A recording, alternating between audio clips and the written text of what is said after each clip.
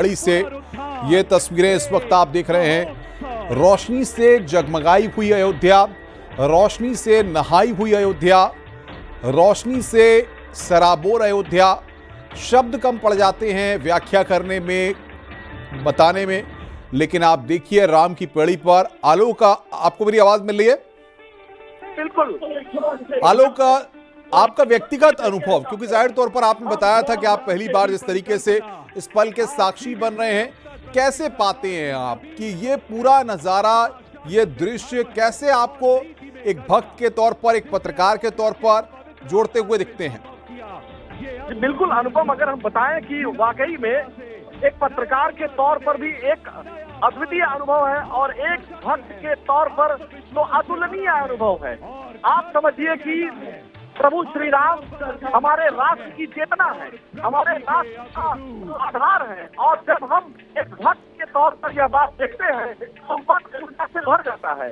वही दूसरी तरफ जब हम एक पत्रकार के तौर पर देखते हैं तब हमें वह दिन याद आता है जब सरयू का जल लाल हुआ करता था, सरयू में लाशें बही। देखिए, पत्रकार के तौर पर हम यह भी देखते हैं कि आज की अयोध्या कितनी अद्भुत है। एक पत्रकार के तौर पर हम यह भी देखते हैं कि कभी प्रभु श्री राम सदा जो विराजमान आज भव्य मंदिर में है, कभी वह टेंट में विराजमान हुआ करते थे। कभी हमने यह सोचा भी नहीं होगा कि ऐसा राजनीतिक दलों के लोग बोलते थे कि कभी महामंदिर नहीं बन पाएगा, लेकिन जब मंदिर बना, रामलला विराजमान हुए और ड्रोन से हो रहा है, तो ऐसा लगता है कि प्रभु श्री राम ने स्वयं अपने आने का संकेत किया और इसीलिए उन्होंने राज सत्ता को अपने हाथों में लिया, क्योंकि प्रभु श्री राम राज सत्ता और राष्ट्र दोनों के एक स्वरूप का नाम है। जहाँ राष्ट्र की बात होगी वहाँ प्रभु श्री राम की बात होगी।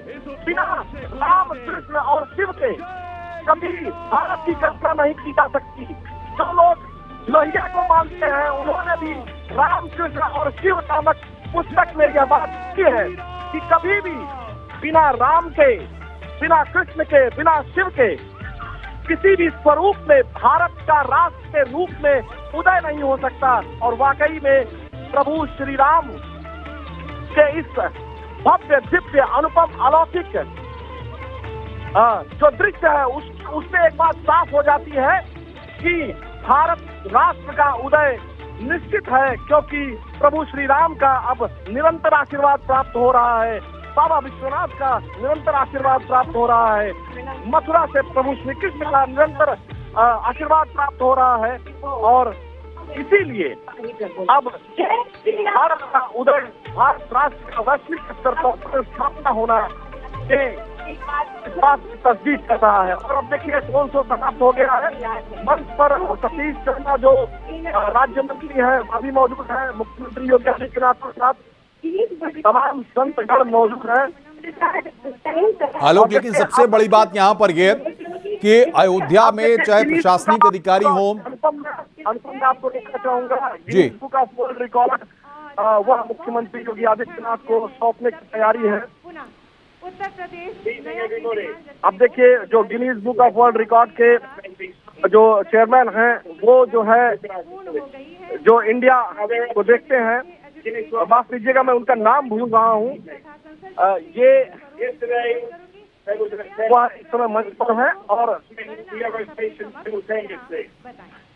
अब वह Guinness book of world record के बारे में बता रहे हैं।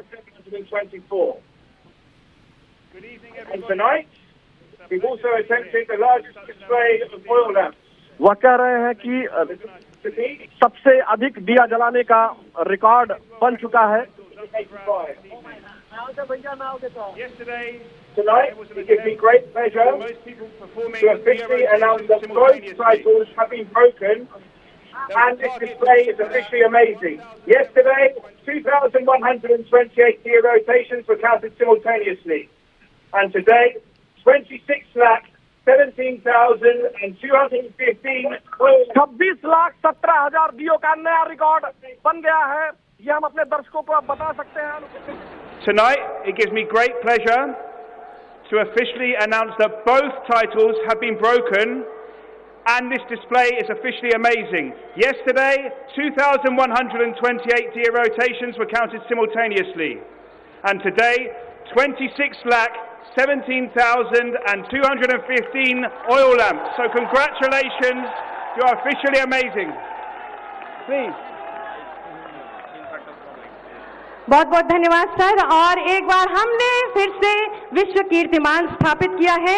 मैं बहुत ही आदर के साथ अनुरोध करूंगी माननीय मंत्री जी पर्यटन एवं संस्कृति श्री जयवीर सिंह जी से और प्रमुख सचिव पर्यटन एवं संस्कृति श्री अमृत अभिजात जी से कि गिनीज वर्ल्ड रिकॉर्ड का सर्टिफिकेट प्रमाण पत्र माननीय मुख्यमंत्री जी को सौंपे।